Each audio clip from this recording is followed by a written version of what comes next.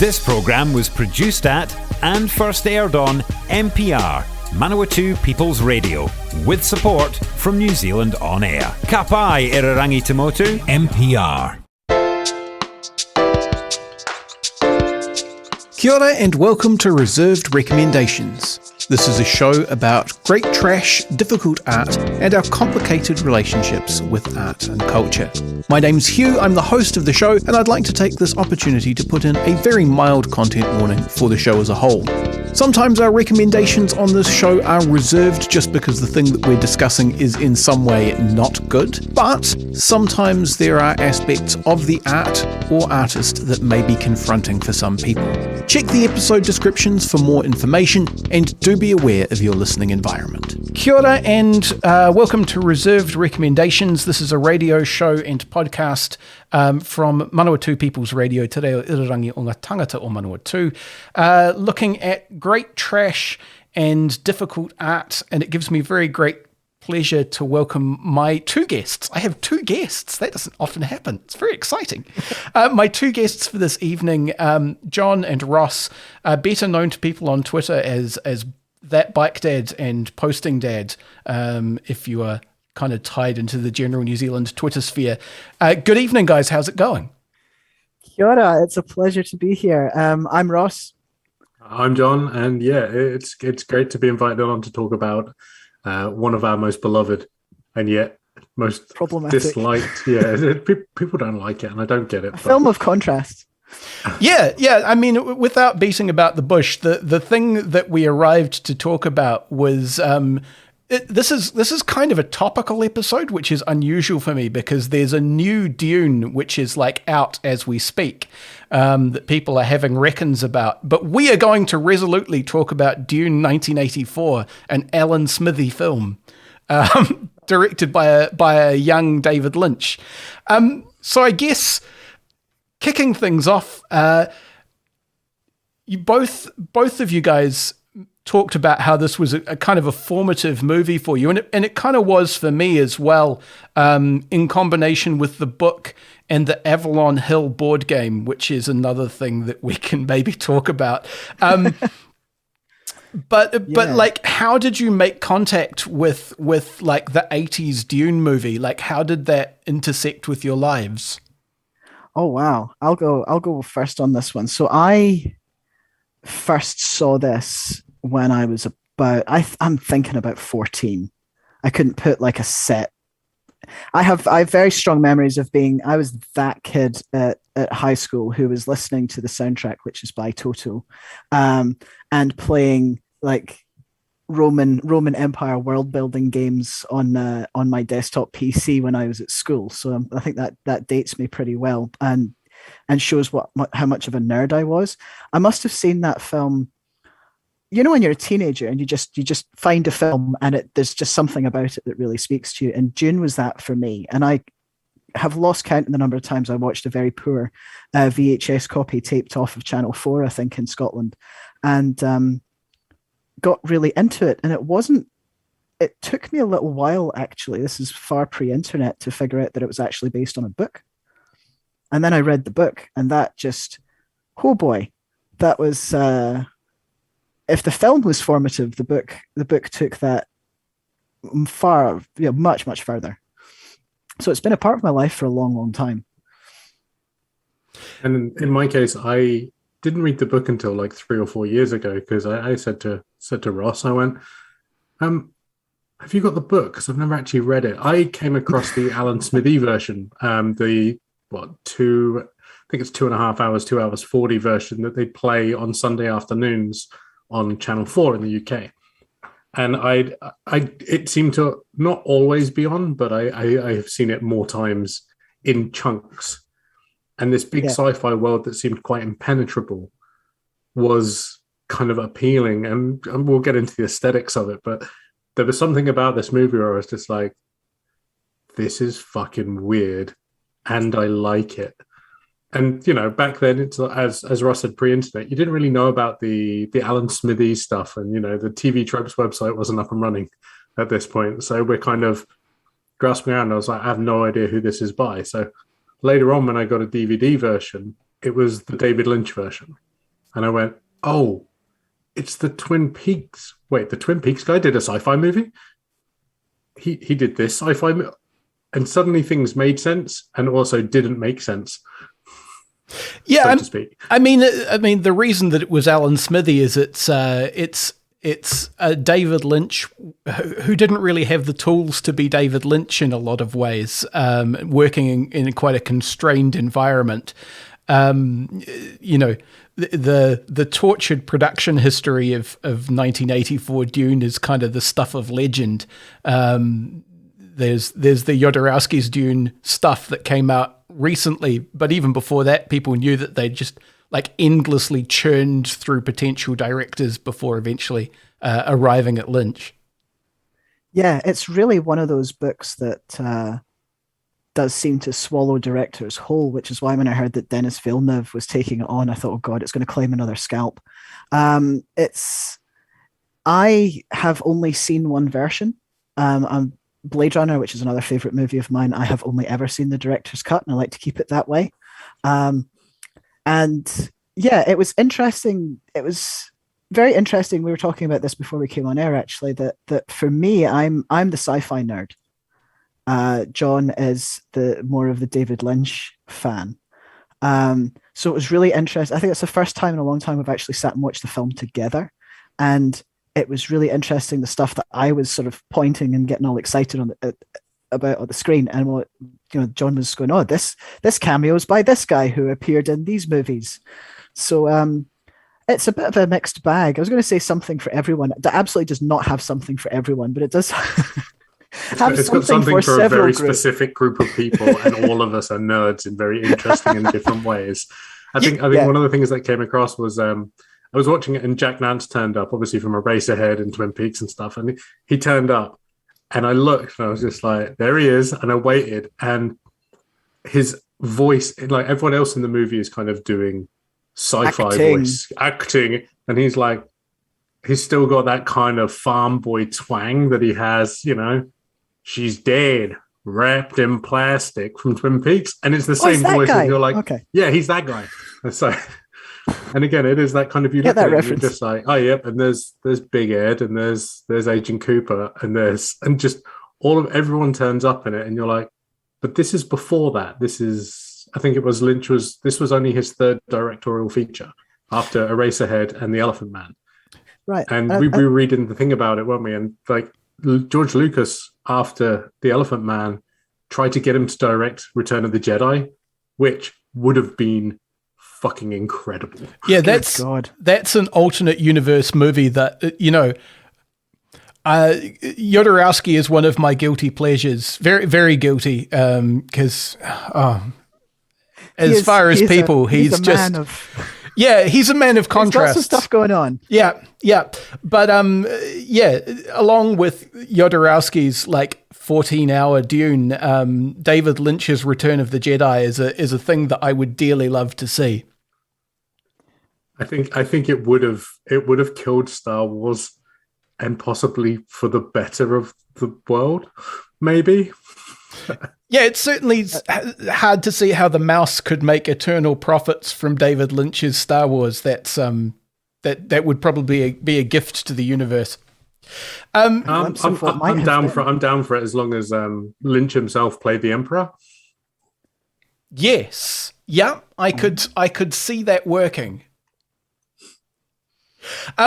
So I guess my intersection with the 84 Dune was that I was the not gross stuff, but just odd things nerd. That was kind of my niche in high school. People would again, not gross stuff. It was kind of trying to freak people out with Goatsy and Rotten.com and things like that. But people would bring me Aphex Twin albums and things and go, you like fucked up shit, try this. And in that context, someone insisted on playing me Dune. And as you said, John, it was this thing of this complete and self-consistent universe that clearly had its own rules and its own history, and none of that was explained to you, and you just had to deal with the dude in the giant tank full of smoke that looked like a melted fish.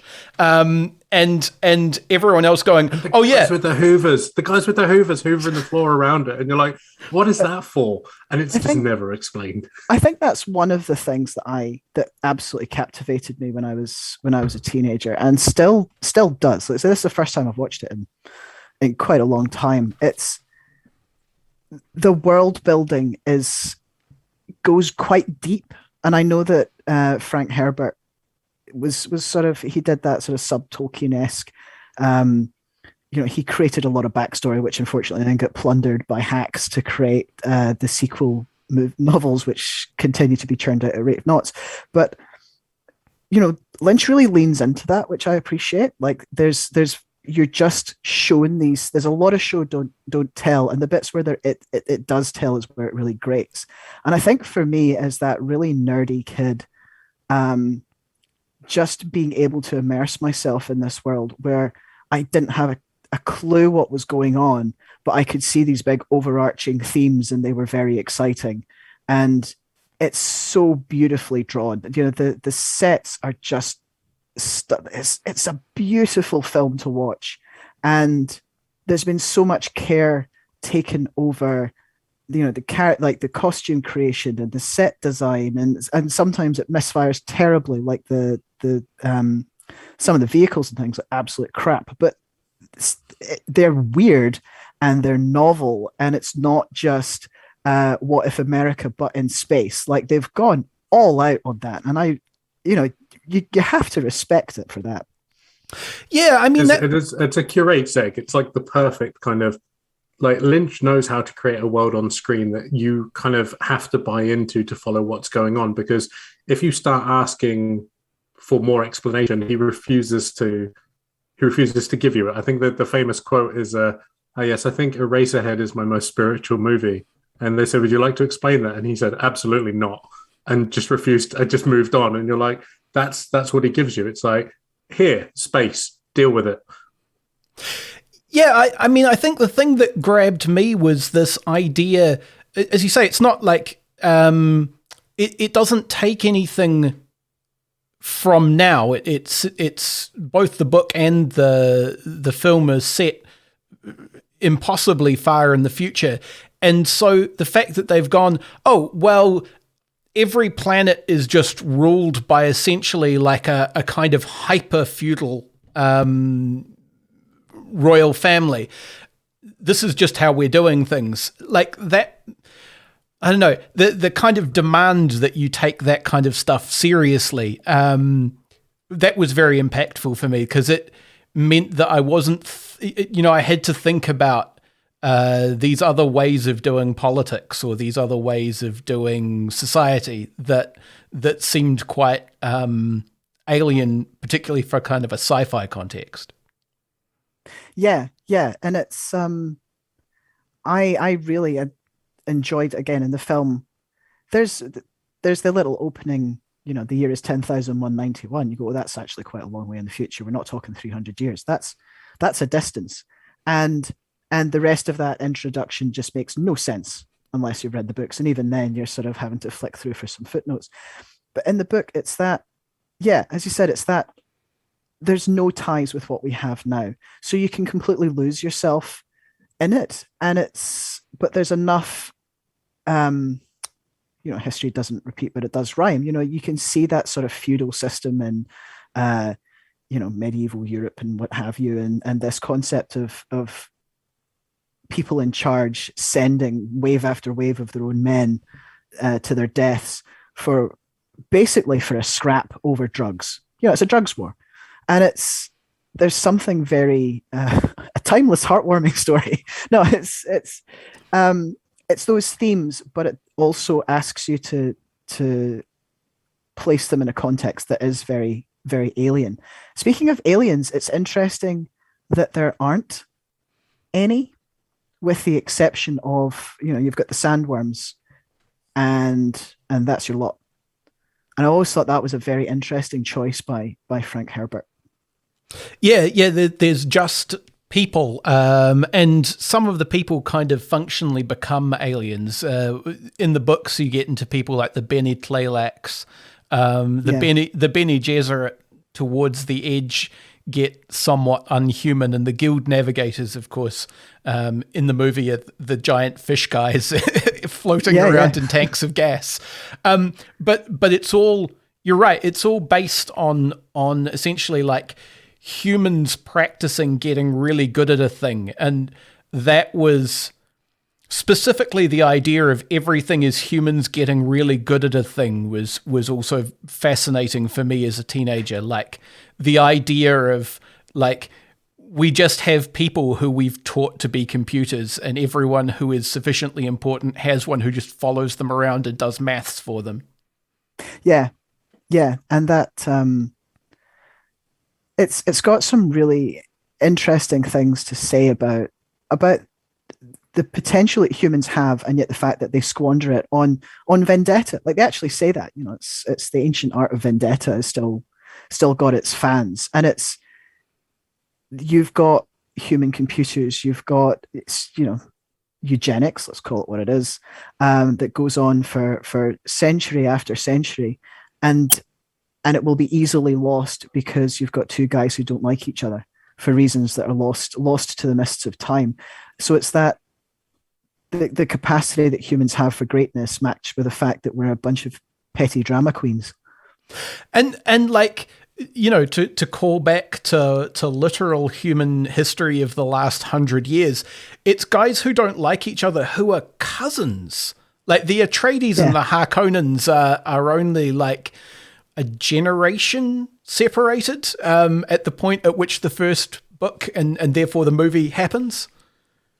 Yeah, there's lots of you've got to love a big doorstop book that opens and it's got some family trees in it. Who doesn't, you know, you never look at it, but you respect the fact that someone's put that together. And it's like the idea of royal bloodlines and stuff and all that's a callback to ancient medieval warfare and the things that they have, knife fights, you know, this idea that you'll train your son who's going to, you know, at some point take over the family line to be good in a knife fight, which as a Glaswegian sort of speaks to my heart. I mean, they don't break bottles and use those. That's the way ancient art of the bar fight. Yeah. But yeah, no, that's exactly right. Like, there's this, there's a way that you do politics when it becomes very personal in the way that feudal politics is, where a lot of stuff is around theatre and a lot of stuff is very personalized. So things like duels become very important. And so the idea that, you know, we have the super far future hyperspace tech, but also we're operating in that way. And we have to have knife fights because we've developed like personal shields that anything faster than a relatively slow stab from a knife will bounce off of. Yeah, and I'm getting nerdily bogged down in the weeds, but yes. Oh no, that is one of the effects in the movie that looks really cool because it does look so kind of outside. It looks like everyone's a kind of 80s video game character because they have these huge kind of very Dire Straits money for nothing, isn't it? Yes, it's got this kind of it's very 80s, but also you've never seen anything like it in cinema before. So it's giving you something visual you haven't seen. And that happens throughout the movie. And I think, again, that's testament to what Lynch does in that the thing, yeah, we can talk about it a little bit later, but I thought in terms of power structures and stuff, the beginning of the movie is the president of the galaxy or the president of the universe. Forgive me, I'm not quite as deep in the reads as you two. But it's him basically being threatened by the Space Guild. It's you know the big union of big fish monsters in big tanks coming in and saying to the president, "Sort this out, or we will deal with you ourselves." And you know it kind of interrogates that power structure in that. Oh yeah, your man's in charge, but he's only in charge as long as they are willing to have him in charge. And there was that entrance bit where all of the bald people in the amazing suits come in, and you've got the guys with the hoovers, and they're all wearing black. One of the things that I found incredible was they showed absolutely no difference to this to the president's position, none whatsoever. They even kind of looked at him like, yeah, whatever.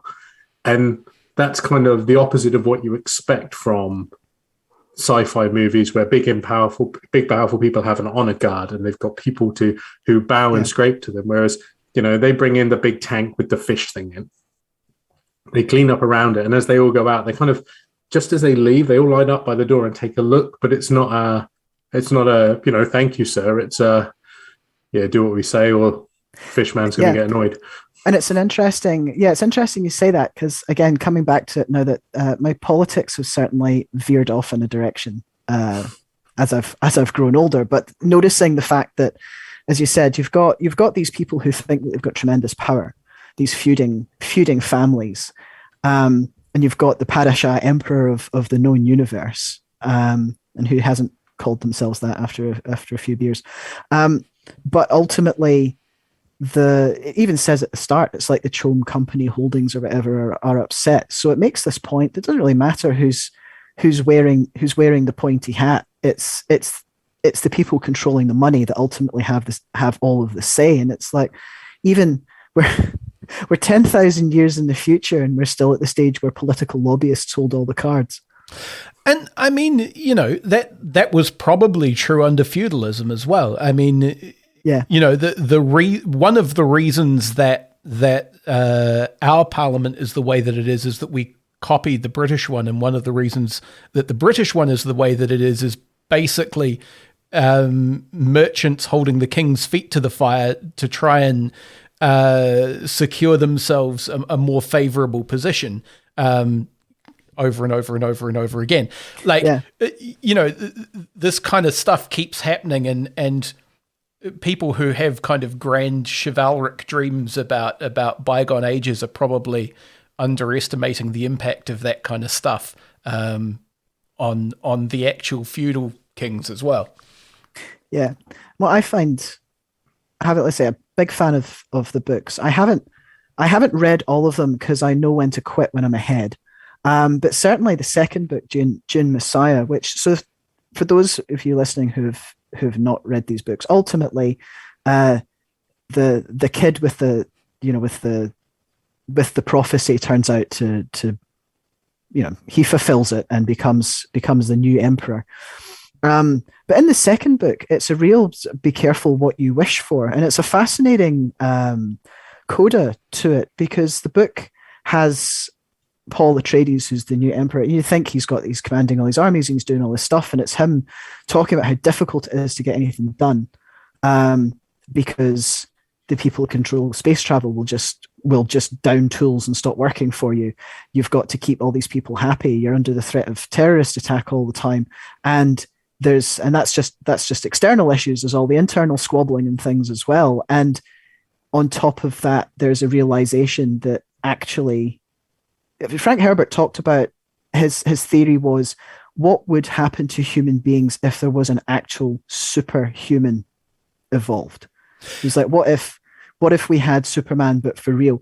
And it's the answer is, it's very, very bad for humanity. And in the second book and beyond that, that's what he explores, is the effect that would have on society, just a very different society to ours.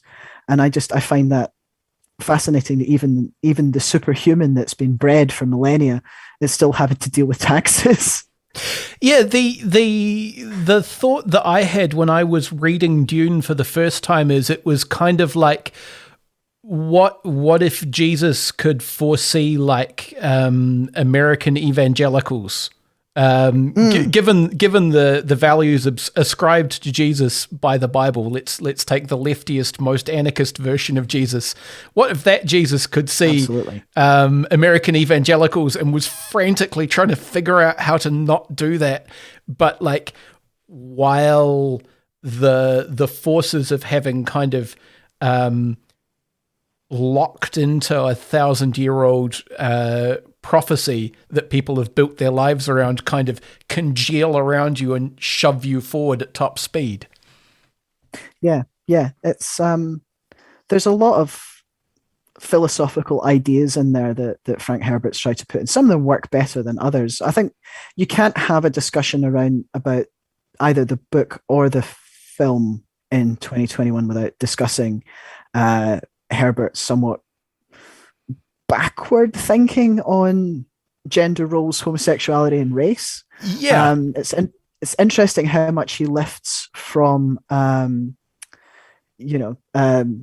Arabic cultures. There's a lot of words lifted directly from Arabic, but ultimately it's very much the white savior trope, and it's a prince's son who comes and fulfills the prophecy that these people have, and also the main bad guy, the Baron Harkonnen, is shown certainly more in the book than the film, and it'd be really interesting to see how this plays out in the new film. As having a predilection for young boys, so it's and being very predatory about it, if like there's any other kind. So it's going to be, it's interesting to see how that's going to play for a modern audience, and it's one of these pieces of art that I enjoy. Like I reread the book every few years. I love getting lost in that universe, but I certainly go into it with a lot more awareness and a lot more critical appraisal now than I did. Yeah, I think that's probably a fascinating angle to take for the second half. We are about at half time, so we are going to take a brief break, and we will be back right after this. Support this show and others like it by giving a donation. For more information, go to www.mpr.nz/donate. You're on Reserved Recommendations on Manawatu People's Radio today, Irarangi o ngā tangata o Manawatu. This is a show about great trash and complicated relationships with art. And I'm talking to Ross and John, also known as ThatBikeDad and PostingDad, if you are tied into New Zealand Twitter at all, about Dune, and specifically like the 1984 Dune, but also Dune more broadly. Just before the break, we were starting, Ross, you were starting to talk a bit about kind of taking a more critical eye to Dune, because it is like the first book, I think, was published in 1965. That's my memory. Yeah. And like, there's some very like 60s, 70s kinds of like, this is men's magic, this is women's magic kind of gender essentialism that's kind of baked into the ideas about how the special magic prophecy boy comes to be.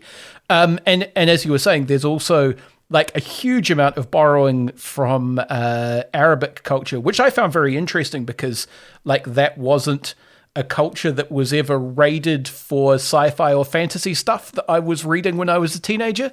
But it is kind of done like by a 60s California guy, very much from that perspective. And so, there's a bit of privileging of what like a 60s California guy thinks is cool.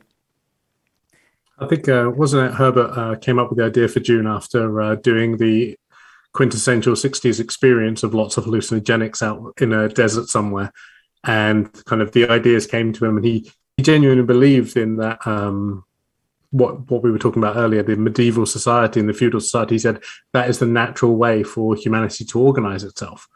And like, in a way, you can kind of see the capitalist critique in that, well, what we've got now doesn't work, so reject modernity, embrace tradition. In his case, it was kings and monarchs and like presidents and emperors and kind of the Roman Empire kind of stuff. So a lot of what you see guys with their like marble busts on their Twitter profiles say these days, but he put it into like this incredibly rich world. And I think we talked about the medieval element of it, but there's also a very strong like thread of colonialism throughout the book, which is the extractionary nature of the spice from Arrakis, the way that the locals are seen as kind of a myth, or we don't know how many of them there are, and they don't particularly care either, because as long as they can get what they want, they don't care about the actual planet itself. They don't care about the worms. They don't care about anything, because we need to have this stuff from here. And as a history student, the thing it reminded me of was Spain in South America and Spain in Latin America, extracting all of the silver. And kind of not caring what happens and who you kill. We need that over here to make sure that we can keep these boats moving around. And one of the reasons that Paul Muad'Dib becomes the special prophecy boy is that the Fremen religion was like precision engineered on purpose, so that if someone from a more civilized, doing finger quotes that the listeners won't be able to hear, more civilized planet, I was going to say country, civilization, whatever, like someone could land and essentially use that religion as a tool to get what they need out of these people, which is... We're so good that there's no real world examples of countries seeding lands with religion before they kind of embark on full-scale colonization. It's so great that this is just a complete fictional fantasy created by Frank Herbert that has never got any real life applications. The man was a genius, and I'm thankful that it remained just in his imagination. Oh wait, oh no, hold on a minute. Isn't that how we've done like all colonialism like ever? It is, and fascinatingly, in the same way that Paul then in Dune Messiah finds himself unable to really control the thing that he's uncorked. This fair warning, you've like pushed the button on the thing that I got into in bursary history. What you got in New Zealand was that you got the Māori got missionaried to, and then they picked up Christianity and they went, oh, the Israelites were dispossessed from their land. You mean us?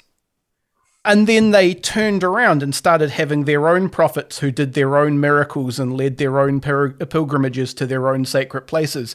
And the church collectively went, oh, no, not like that. And like the idea that you seed this thing because it's going to benefit you in this very cynical way, but then you actually can't control how real humans will then work with it for their own ends is also kind of prescient. I'm glad that this is after the watershed, because you could kind of title Dune "Fuck Around and Find Out," like the book. It really is a you thought it was fine. It's not going to be fine. It's not fine. Yeah, it's interesting going back to the film, how little the Fremen actually appear in the film, and that was something that, certainly on previous watchings, I had always really been focused more on the world building. And it's interesting on a rewatch, the world that is built is the imperial, it's the pomp and ceremony, it's the beautiful palaces in Arrakeen, it's all of these massive sets and the sort of Baroque gilt on everything. And the Fremen way of life, the Seaches, the still suits are sort of gone over in almost a fetishistic detail because it's, let's look at all of these guys wearing black rubber, possibly slightly formative for younger me, who can say? But that, like it's almost as they become almost an afterthought in the story, which is a real shame because they are shown as this very resilient, very communal culture, very much at odds with the imperial boot that has been on them for so long, and certainly in the book as well. They're a diaspora. They've been treated horrendously by this culture and have moved from planet to planet and had gone to Arrakis in the hope that they would be left alone. And then, unfortunately, spice had been discovered there, and it all goes very badly for them. Yeah, there is the bit in the movie which kind of works really well. Is that you see Duke Atreides and that come down, and they've got their troops with them, and it's you must conserve water, the most important thing for soldiers to do. And there's that whole sequence of them each being given their water ration in a little cup, and it's you must do this. The only way that we can defend ourselves is if you save water. And then when Paul joins the Fremen and they go through the thing, like the Fremen have got a massive reservoir of the stuff, and I mean heaps of it, and Stilgar says, oh yeah, this is one of many we've got. We don't, not all of us even know where all of them are.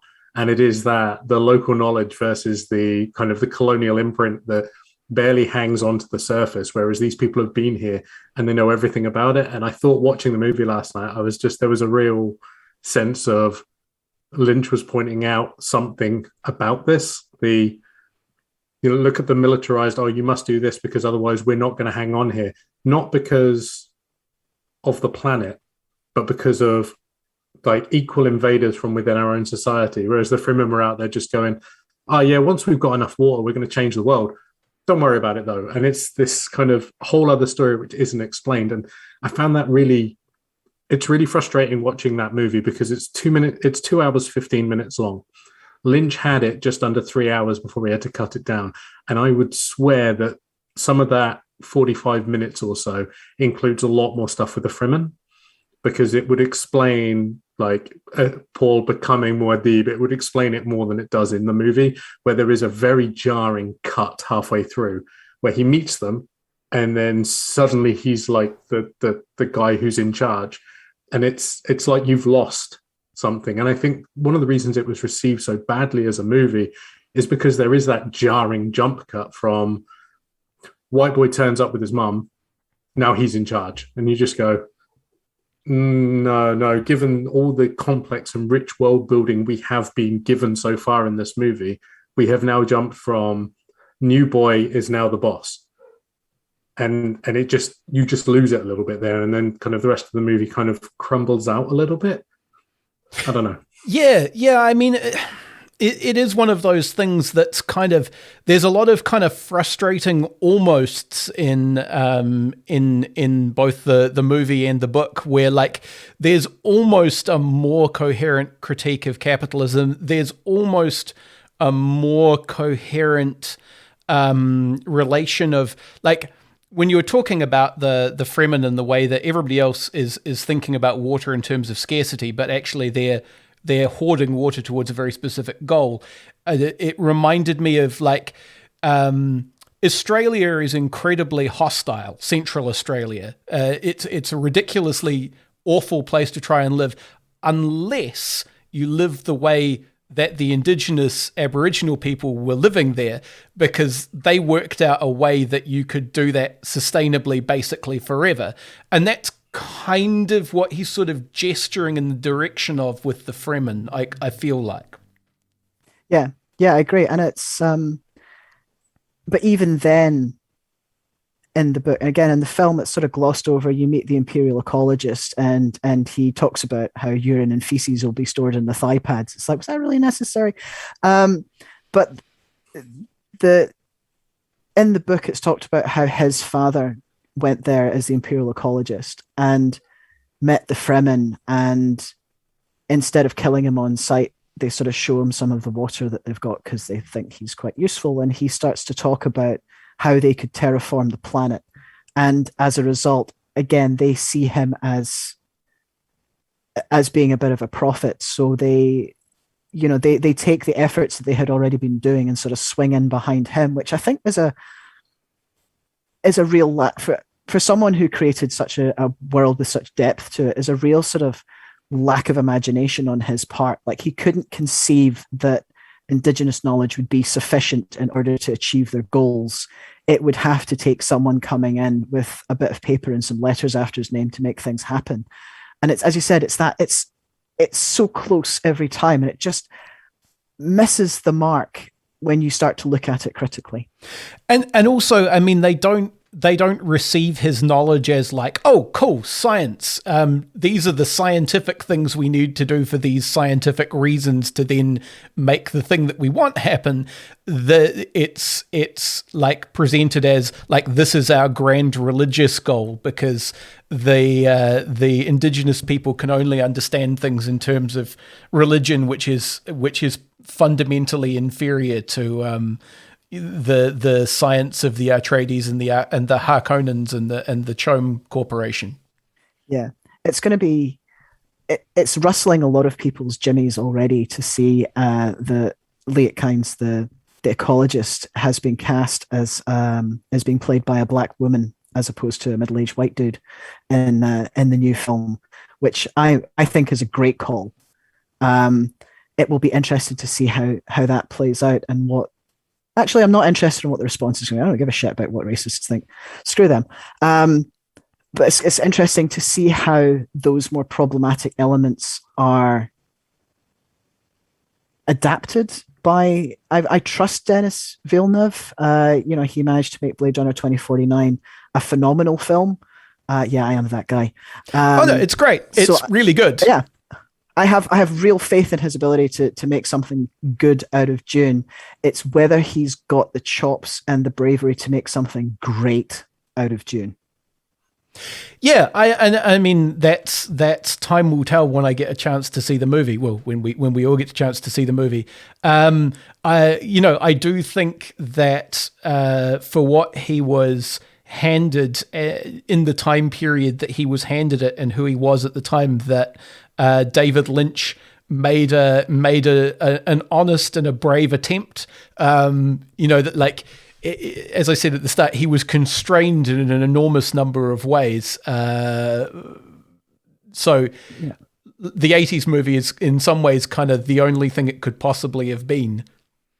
Yeah, and I think one of the things that, when you put it in its context, 1984, so Return of the Jedi has come out the previous year, everyone is going mad for cute space robots, and there were Dune action figures and things which look... There's as like terrible as you'd imagine. A coloring book floating around the internet somewhere. Yeah, but it's not a kid's film at all. We were watching it. We watched it. It's weird and it's gory. There's some bits that are really pretty disgusting, and it's played completely straight. You can imagine how it would have gone.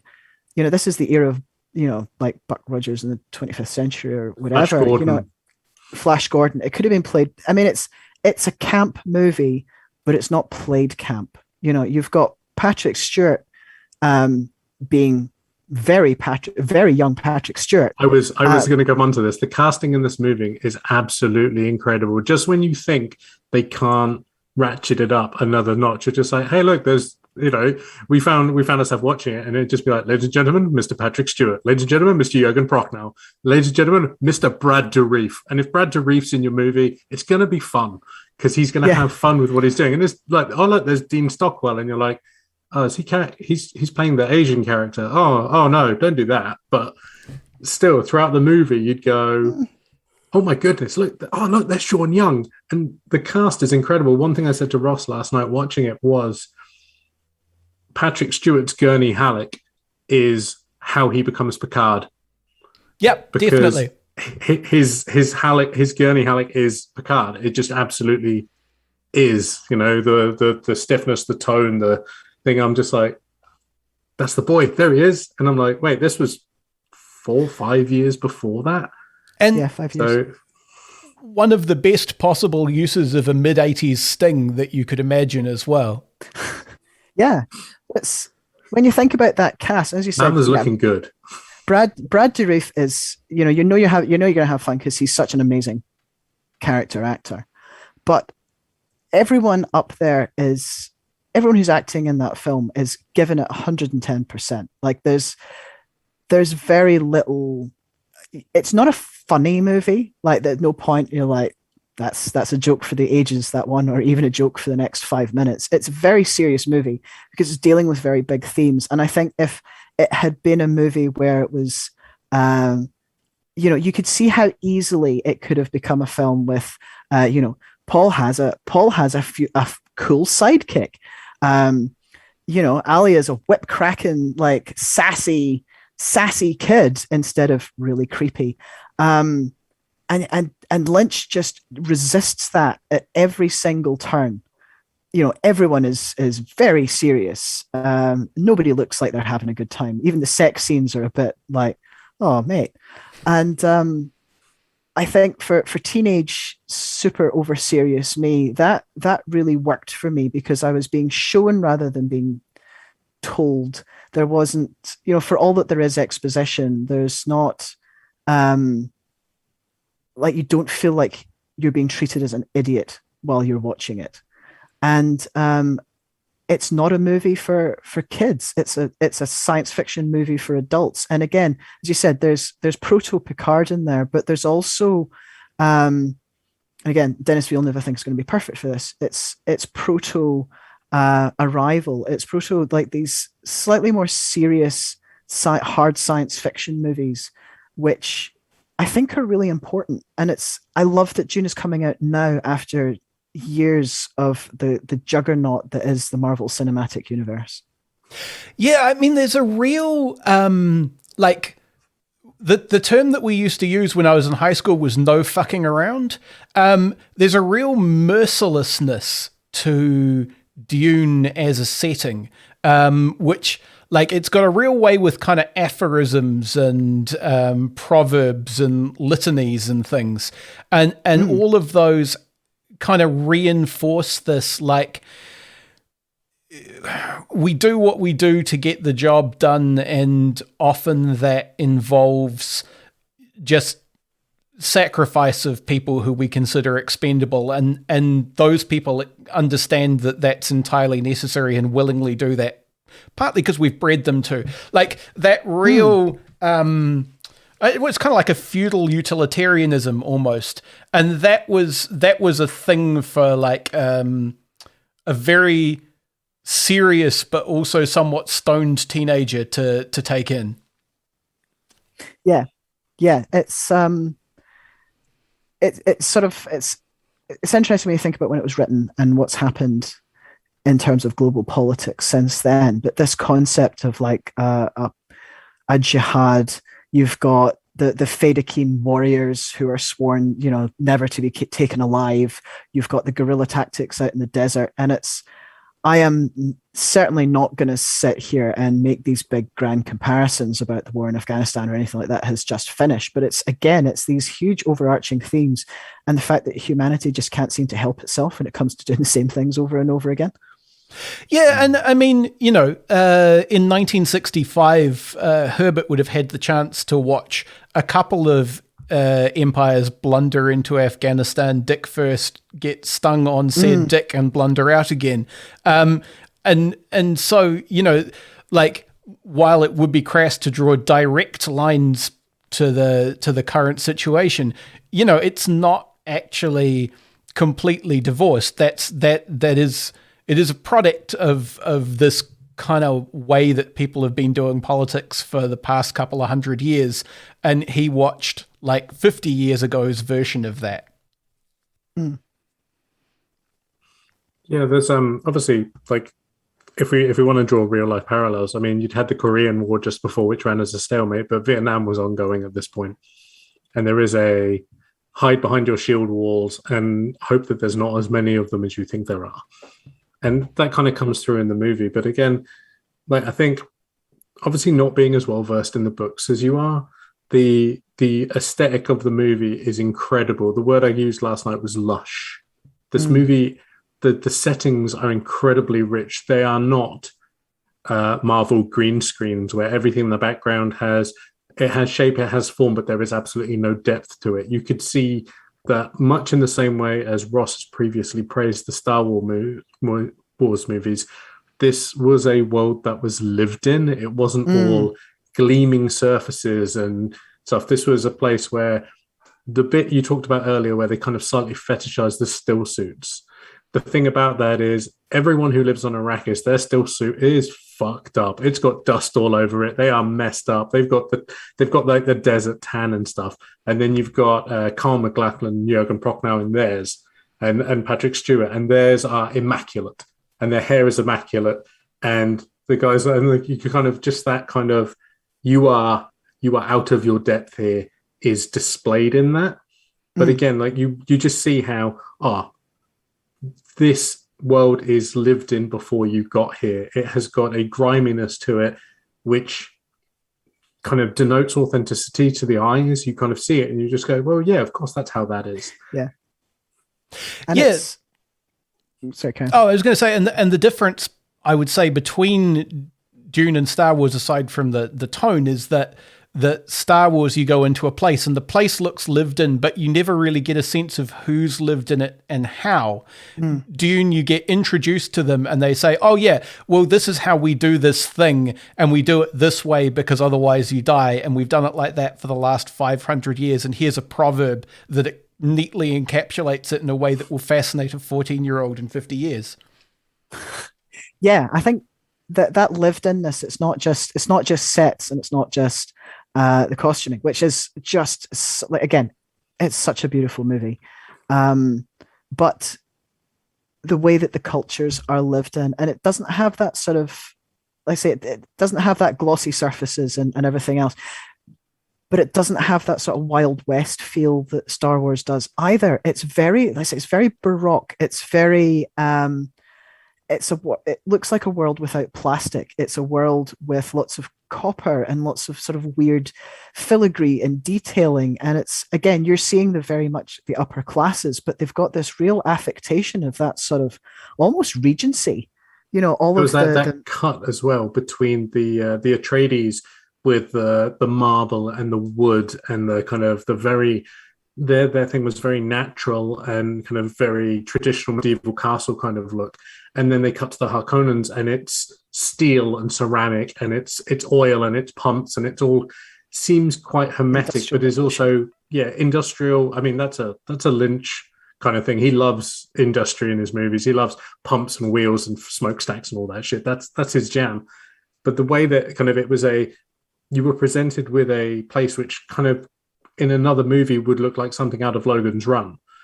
But because of the people inhabiting that space, because of the Baron Harkonnen with his, separating pustules and things like that, and the oil rain that comes down on him and stuff, it is the people in the places which is kind of despoiling the beautiful setting that has been made for them. And that's, the Atreides seem to glide effortlessly within their own castle on their homeworld, but then we're out of place in Arrakis, whereas like the Harkonnens always seem to be in direct conflict with even their own planet. They were constantly trying to manipulate it or get something out of it, which was damaging them at the same time. And again, like we said, these things kind of are looped round throughout the books and in the movies as well, where you see human desire, human intent, human avarice ultimately leads to self-destruction and damage and harm. Duke Atreides, like Duke Leto knows if he goes to Arrakis, he's probably going to get killed. He knows that, but he's still going anyway because he thinks there's a chance it won't happen, which is that perfect kind of hubris, isn't it? Hubris. It's I'm going to be fine because I'm not going to be like all of these other dead bodies because I'm better than them. And then the next guy comes along and goes, not going to happen to me. I mean, the other vice that I had sort of contemporaneously with that is samurai movies, and there's certainly a comparable thing about like, I have been told this thing in terms which I may not possibly deny, and therefore I will go and do this thing even though it is obviously suicidal, because the form is that we do the thing when we are told in this specific way.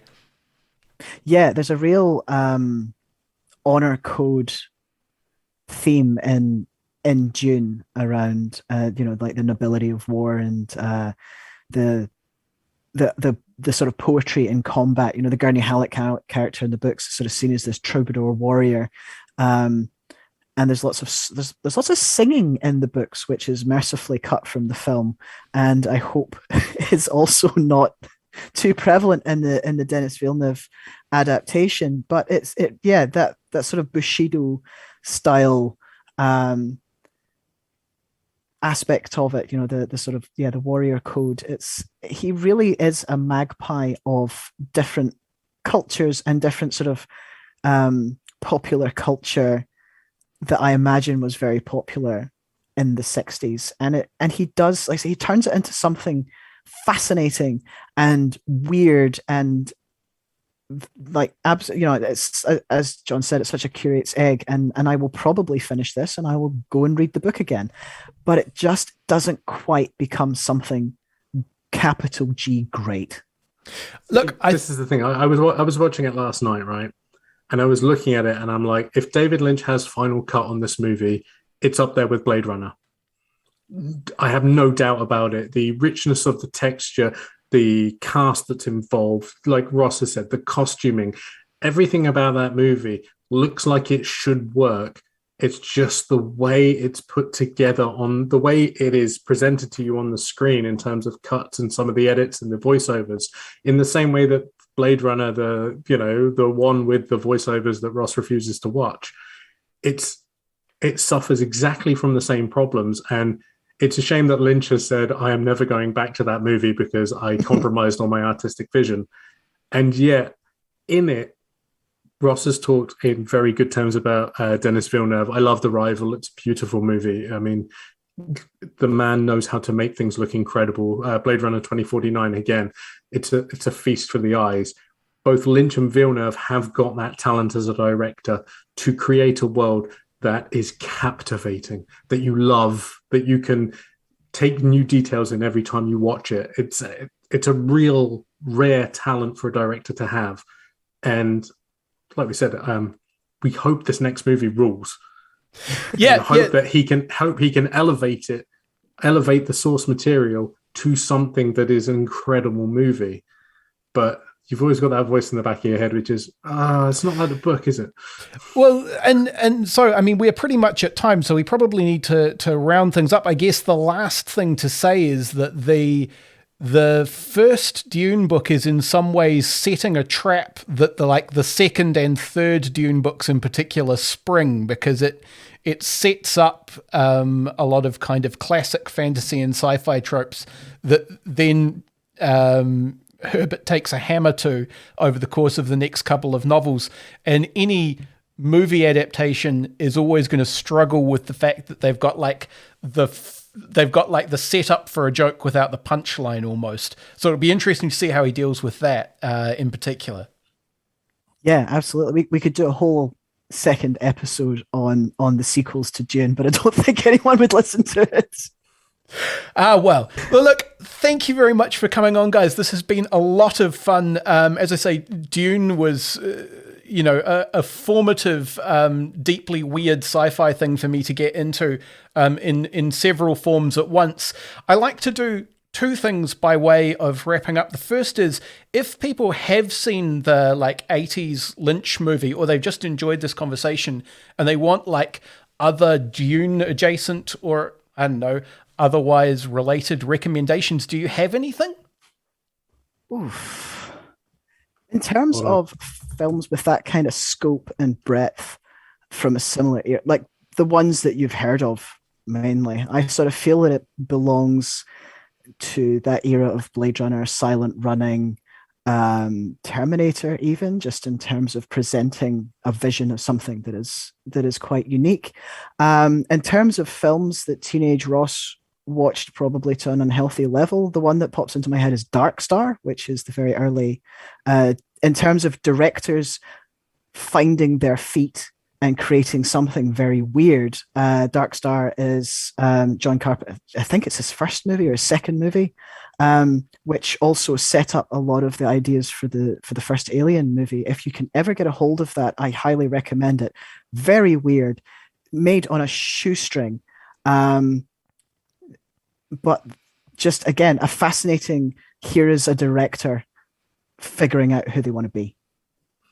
In my case, I'm going to be really recursive here and say, if you Google Dune fan cut, right, someone has cut together the 84 version, the TV version, but they've also done all of the visual effects and cleaned up the footage. They've recut the movie into a 3-hour, 4-chapter movie, which does not end with Paul making it rain, but just ends with him, that's literal arranging rain, his marriage. Yeah, it's basically just him setting up the next movie at the end there, and it's I have watched bits of it today, and it is incredible. It is a better movie than the ones I've got on DVD and the ones I've seen on TV, and it's out there on YouTube for free. So yeah, go and watch it. It really does you get to enjoy the movie a lot more, because there's not a bit where you go, wait, what just happened? Excellent. I'm going to take a complete right angle in terms of extra recommendations. I recommend the Avalon Hill board game, which has been re-released as Dune Imperium recently. If you're interested in like complicated grown-up board games like Settlers of Catan and that sort of thing, what it does is it sets you up as one of the factions. So Atreides, Harkonnen, I think Bene Gesserit, the Guild, and the Fremen, I think, are the ones that you can be right at the start of the first book, and you vie for control of Arrakis. But it carries over the kind of no-nonsense mercilessness that's kind of a background element of the fiction in a very effective way. I feel like it's like. As an example, it's got a battle resolution system where you secretly decide on a number of your units who are definitely going to die, and then you reveal that to your opponent, and the one with the highest wins, but they die. Like, they're just gone. But, like, battles are resolved by, I am willing to kill this number of people to make this thing happen. And I find it very congruent with the fiction in quite an interesting way. It does sound good. Excellent. Last thing I like to do is give you guys an opportunity to plug your shit. I know that you have a brand new baby podcast, which is well worth listening to, because one of the challenges that I have as someone who listens to a lot of podcasts is I hear a lot of interesting things, but they will come like from the UK or from the US, and it's not always necessarily clear how precisely they apply in New Zealand. And you guys kind of have a foot in both camps, being Brits who are now in Aotearoa, but hearing you guys present a New Zealand perspective on things is very useful, I feel like. So go check out that. That's PostingCast. But do you have anything else that you want people to pay attention to? No, do not pay attention to me at all. Yeah, we're mainly on Twitter, especially through lockdown. PostingCast comes out weekly, and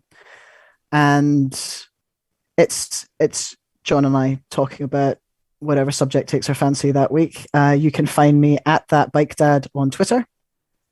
And I'm at PostingDad on Twitter. We are also, for the duration of lockdown, doing a Saturday night tweet-along film club from 9 p.m. So if you follow us, I'm not sure what this week's movie is going to be. Tank Girl this week. Tank Girl. Speaking of spectacular and slightly flawed things. Yeah, cool. Yeah. Last week was Shaun of the Dead. The week before was Terminator 2. And it's a good time, especially because everyone's at home at the minute. Magic. Well, look, thank you once again, guys. It has been an absolute pleasure this evening. Thank you so much. You've been listening to Reserved Recommendations, a radio show and podcast from Manawatu People's Radio, Te Reo Irirangi o ngā tangata o Manawatu. The show was produced and presented by me, Hugh Dingwall, and I also composed our theme music. It's called Sack Jazz, and you can find it at wolfboy.bandcamp.com. If you enjoyed this show, why not go ahead and share it with a friend? You can find the last 10 episodes at npr.nz/show/reserved, or wherever else you get your podcasts. If you want an episode older than that, try searching for Reserved Recommendations on YouTube.